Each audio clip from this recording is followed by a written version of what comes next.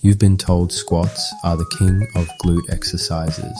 But what if I told you there's a movement that activates your glutes 136% more than squats? And science just proved both build the same amount of muscle. I'm Naeem, and today I'm breaking down the landmark 2023 study that finally settled the hip thrust versus squat debate. If you've been grinding out endless squats, hoping for glute growth, the next 10 minutes will change your training forever. Here's the issue. Most intermediate lifters are stuck in a quad dominant pattern. You're squatting heavy, feeling it in your quads, and wondering why your glutes aren't growing despite doing all the right exercises. Meanwhile, Instagram fitness influencers claim hip thrusts are the only move you need, but are they actually better?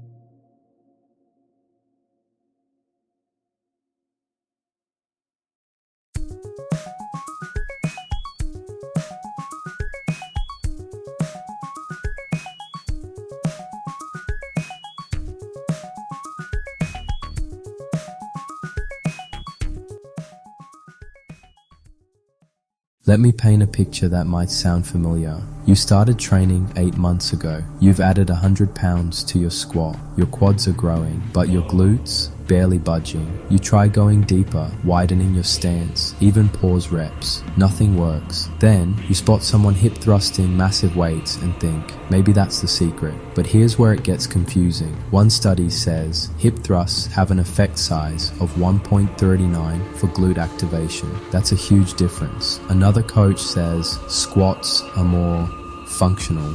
A third claims you need both. Who's right? The fitness industry has created massive confusion around this. You've got a conundrum of conflicting advice from all sides. Powerlifters insisting squats are king. Instagram coaches hyping hip thrust only programs. Your gym buddy swearing Bulgarian split squats are the real key. Even peer-reviewed studies with contradictory EMG data. Meanwhile, you're training hard and eating right, but making minimal glute progress because you might be following the wrong advice. Every wasted workout is a missed opportunity for growth.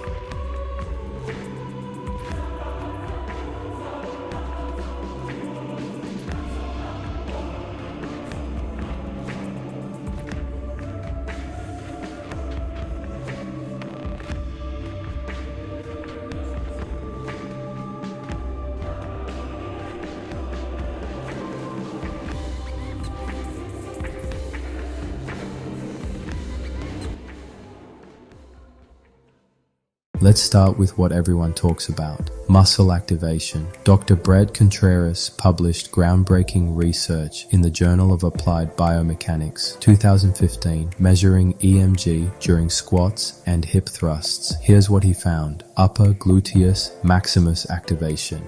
Hip thrust, 69.5% of maximal contraction. Back squat, 29.4%, that's about 136% higher during hip thrusts. Lower gluteus maximus activation. Hip thrust, 86.8%. Back squat, 45.4%, about 91% higher in the hip thrust. And it's not just one study.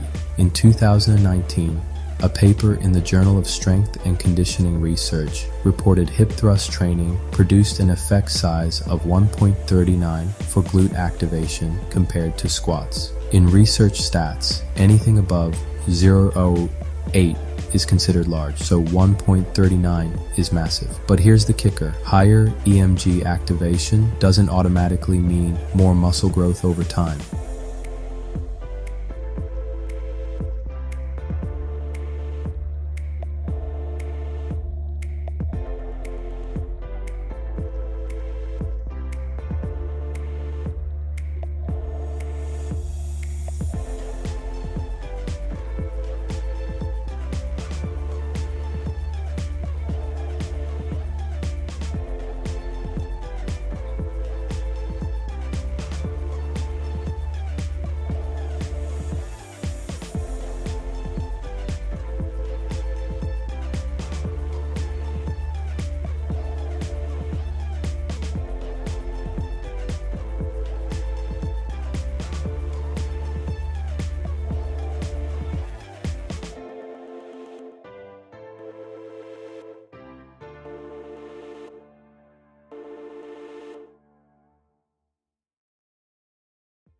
Fast forward to October 2023. Daniel Plotkin and his team published what might be the most important glute training study ever. This was a 9-week randomized controlled trial published in Frontiers in Physiology that didn't rely on just tape measures or ultrasound.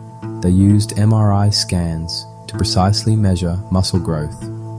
Study design: 34 young adults were split into 2 groups. 18 did only hip thrusts, 16 did only squats. They trained twice a week, doing 3 to 6 sets of 8 to 12 reps to failure each session. Importantly, both groups had the same training volume. Pre- and post-training MRIs measured changes in glute muscle size. The results shocked everyone.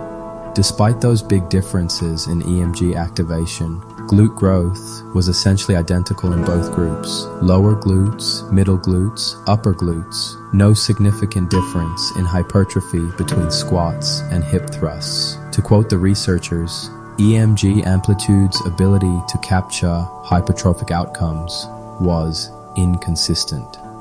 Higher acute EMG activation did not translate to superior hypertrophy. In plain English, just because an exercise feels like it's activating more muscle doesn't mean it will build more muscle in the long run. So, if both exercises lead to the same glute gains, why did hip thrusts show higher activation? It comes down to biomechanics and force curves, essentially how each exercise challenges your muscles. Back squats provide a deep stretch on the glutes at the bottom, training the muscle in a lengthened position. Involve massive contribution from quads and adductors, not just glutes. Cause more overall muscle damage and metabolic stress. You feel wrecked after heavy squats. Mimic functional movements, lifting, jumping, and build full body power. Hip thrusts maximize glute contraction at the top, peak tension at full hip extension. Glutes do most of the work with minimal quad involvement, isolating the posterior chain. Less total fatigue. You're unlikely to feel as drained as after squats, meaning faster recovery. Great for focusing on glute squeeze and mind-muscle connection. In short, squats and hip thrusts stimulate growth through different mechanisms. Squats stretch and damage muscle fibers, a potent hypertrophy stimulus, while hip thrusts maximize continuous tension and metabolic stress in the glutes. Different paths, same destination. Here's your evidence-based game plan for maximum glute development, leveraging both exercises. Foundational principles: volume, aim for 10 to 20 total sets for glutes per week. Research shows Titan 12 to 18 sets is often ideal for hypertrophy. Frequency: train glutes at least 2 times per week. Twice weekly outperforms once a week routines for growth. Intensity: use weights around 70 and 80% of your 1RM, a weight you can lift, isolate 10 12 times with good form. Progression: apply progressive overload. When you can do 2 extra reps beyond your target, add a little weight, plus 2.5% next session. Sample weekly, split. Day 1, glute emphasis. Focus on glute isolation and unilateral work. Barbell hip thrust, 4 sets, x 8, 12 reps. Heavy, full hip extension each rep. Bulgarian split squat, 3 sets, x 10 reps each leg. Great for glute medius and fixing imbalances. Cable pull through, 3 sets, x 12 toss, 15 reps. Hip hinge movement, high rep burn. Day 2, compound strength. Focus on overall lower body with glute and ham integration. Barbell back squat, 4 sets, x 6, 10 reps. Go heavy, full depth to maximize glute stretch. Romanian deadlift, 3 sets, x 8, 10 reps. Targets glutes and hamstrings in the stretch position. Walking dumbbell lunges, 3 sets, x 12 steps each leg. Glutes, quads, and stabilizers. That gives you roughly 18 to 20 sets of direct glute work for the week. And don't neglect your warm-up. A proper warm-up can increase your power output by about 5 to 7%. Do 5 minutes of light cardio, then ramp up sets for your first exercise. For example, one set of 10 reps at show 50% weight, one set of 6 reps at show 70%, one set of 3 reps at show 85%. Now you're ready to crush your working sets with maximal force. Before you rush off to the gym, let's make sure you avoid some common mistakes that could sabotage your glute gains. Mistake number 1, choosing only one exercise. Don't fall into the squats versus hip thrust tribal war. The research is clear. Both have merit. The optimal approach is using squats and hip thrusts to get the best of both worlds. Mistake number 2, always going light and high rep. While glutes respond well to various rep ranges, don't be afraid to go heavy in that 8-12 rep zone. Challenging weight with good form is crucial for hypertrophy. Constantly doing light pump work won't maximize growth. Mistake number 3, ignoring unilateral work. Bilateral moves are great, but single leg exercises like Bulgarian split squats or single leg hip thrusts are key for fixing strength imbalances. Give them 6 to 10 weeks and you'll see more symmetry and stability. Mistake number 4, no progressive overload. If you're not steadily increasing weight, reps, or sets over time, you're not giving your glutes a reason to grow. Track your workouts and aim to beat last week's performance, even if it's just by 1 rep. Bottom line, the hip thrust versus squat debate is over. Science says both build the same glute muscle, they just go about it differently. Your 3-point action plan. 1. Do both. Include hip thrusts and squats in your routine to harness stretch and contraction stimuli. 2. Manage volume. Get at least 10 quality sets for glutes each week and up to 20 if you're more advanced. 3. Train twice, weekly. Don't cram all your glute work into one day. Spread it over at least 2 sessions for better results. Remember, the best exercise is the one you can stick with and progress on consistently. For maximal glute gains, hip thrusts and squats together are a 1-2 punch. If you found this breakdown helpful, give this video a thumbs up and subscribe for more science-backed training tips. Now get out there and build those glutes. Happy lifting.